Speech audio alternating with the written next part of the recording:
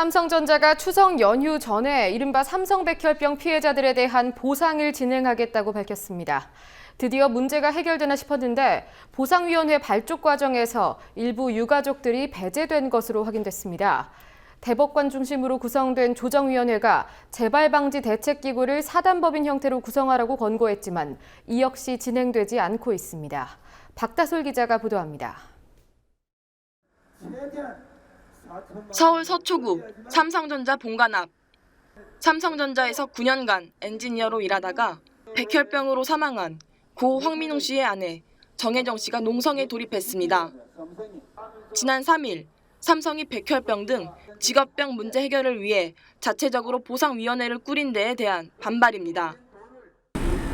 삼성이 그 당사자들하고 협상하는 기간 동안에 합의가 되지 않은 보상위를 일방적으로 발족을 시켰어요.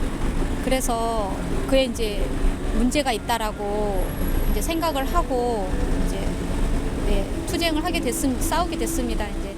정혜정 씨는 남편의 사망이 산업재해라는 것을 알게 된 이후 8년째 삼성을 상대로 싸우고 있습니다.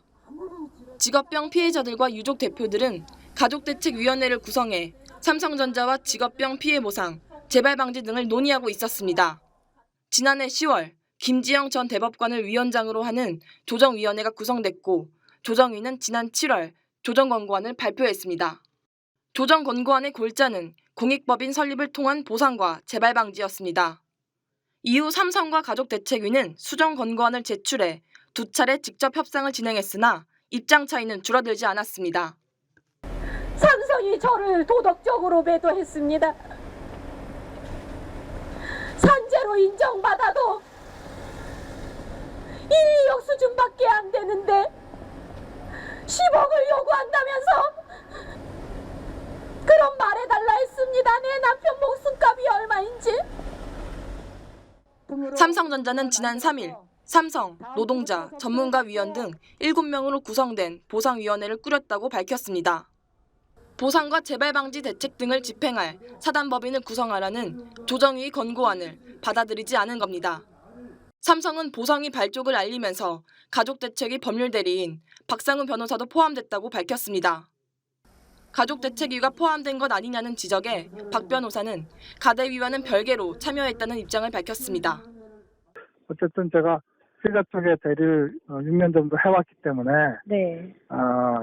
지금 이분들 6분의 문제는 아니고 다른 분들의 보상이긴 하지만 어쨌든 그동안의 경험을 가지고 다른 분들 보상을 좀 충분히 이끌어낼 수 있는 역할을 할 수 있겠다. 지난 7일에도 반올림과 삼성 직업병 피해자 55명은 삼성전자 앞에서 기자회견을 열고 삼성이 독자적인 보상위 발표를 비난했습니다.